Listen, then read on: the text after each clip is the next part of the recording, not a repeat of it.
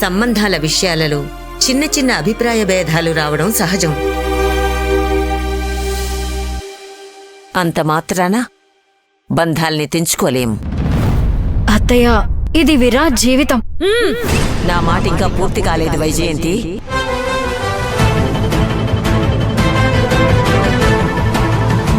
కాని మనసుకిష్టం లేని బంధంలో ఉండాలంటే బతికున్న శవంలా జీవించాల్సి ఉంటుంది. అలాంటి జీవితం నా మనవడి కొద్దు.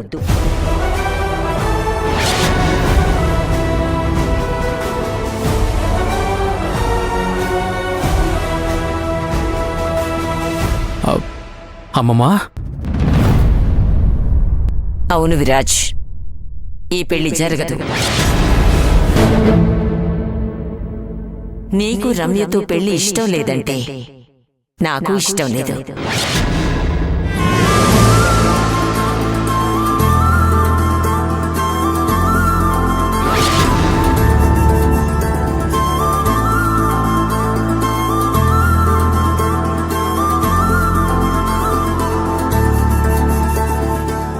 అమ్మా, పెళ్ళాపటం అంటే చిన్న విషయం కాదు.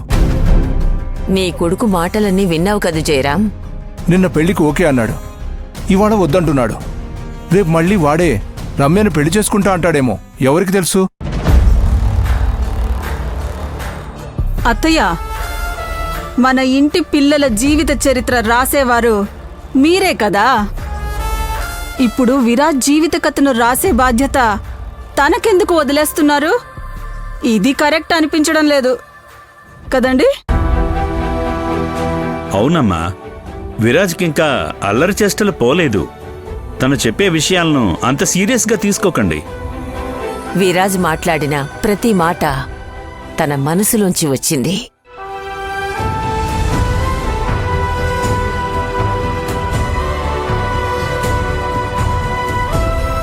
జయరాం, నీ కొడుకు ఈ క్షణంలో ఏదో ఇలా ప్రవర్తిస్తున్నాడు అంటున్నావు కాని తను మాట్లాడే ప్రతి మాటని ఎంత ఆలోచించి మాట్లాడుతున్నాడు నీకర్థం కాలేదా?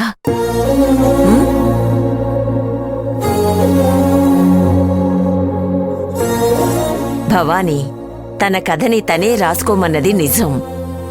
ఎందుకో తెలుసా? విరాజ్కి ఆ సత్తా ఉంది.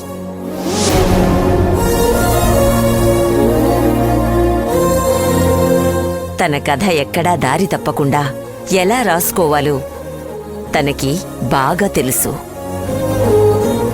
మనం తప్పుగా అక్షరాలను రాయడానికి వెళితే దాన్ని సరిచేసుకునే తెలివితేటలు తనకున్నాయి.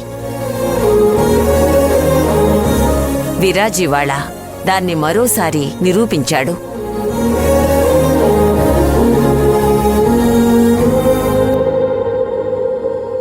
చూడు, విరాజ్కి నా అంతా నీ అంతా అనుభవం లేకపోవచ్చు, కాని మనమెవ్వరం చూడని కోణంలో జీవితాన్ని తన కోణంలో చూస్తున్నాడు. ఈ పెళ్లి వల్ల తన జీవితమే కాదు, రమ్య జీవితం కూడా పాడవుతుందని విరాజే చెప్తున్నాడు. అది నిజమే కదా?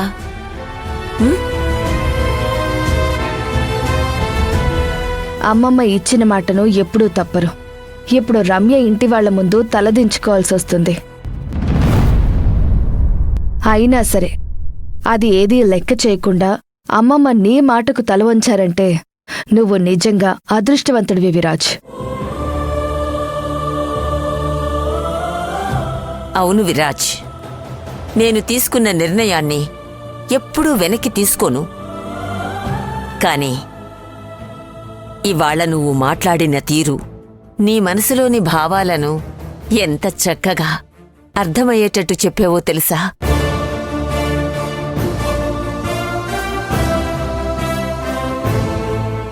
I am proud of you.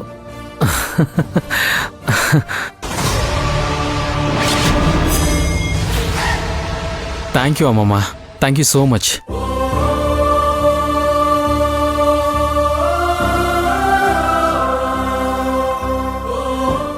అమ్మయ్యా, ఇవాళ అయినా ఒకరి జీవితం పాడవలేదు, అది చాలు.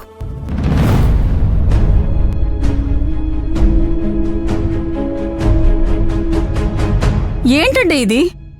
హర్షిత్ బిజినెస్ వద్దు, కోచింగ్కి వెళ్తానన్నప్పుడు అత్తయ్య ఇలాగే స్పందించారా? అమ్మా అప్పుడు అలా జరగలేదు, వదిలే. Good luck Viraj. I'm so happy for you అన్నయ్య. వదినా, విరాజ్ హర్షిత్ ఒకటి కాదు.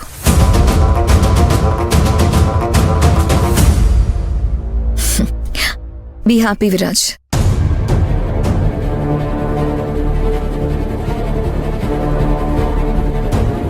విరాజ్, మిథుల నీ కోసం మొక్కుబడులు చేస్తున్నా కూడా నువ్వు మాత్రం తను సెలెక్ట్ చేసిన అమ్మాయిని వద్దన్నావు.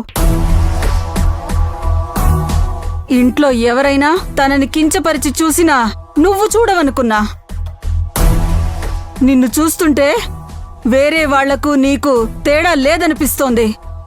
ఛ! అత్తయ్య, కొన్నిసార్లు మన సెలక్షన్ కూడా తప్పు కావచ్చు. విరాజ్కి ఏది సరైందనిపించిందో అదే చేస్తున్నాడు. దాన్ని కాదనడం కరెక్ట్ కాదు.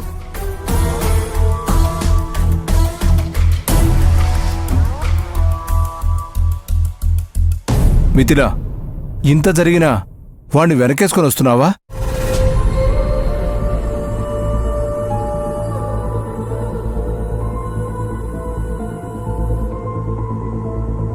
సారీ మిథిలా, నీ సెలక్షన్ని నేను వద్దన్నాను.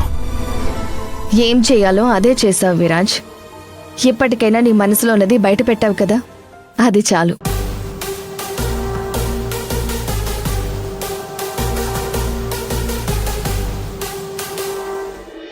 విరాజ్, నా కోసమే పెళ్లి వద్దన్నావు కదా, అది తలుచుకుంటేనే నాకు చాలా బాధగా ఉంది. అమ్మా, నీతో మాట్లాడక ముందే ఈ పెళ్ళొద్దని నేను నిర్ణయం తీసుకున్నాను.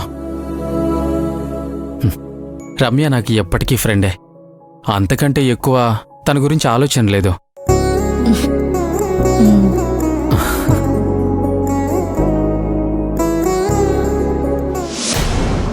తేజు, తేజస్వి,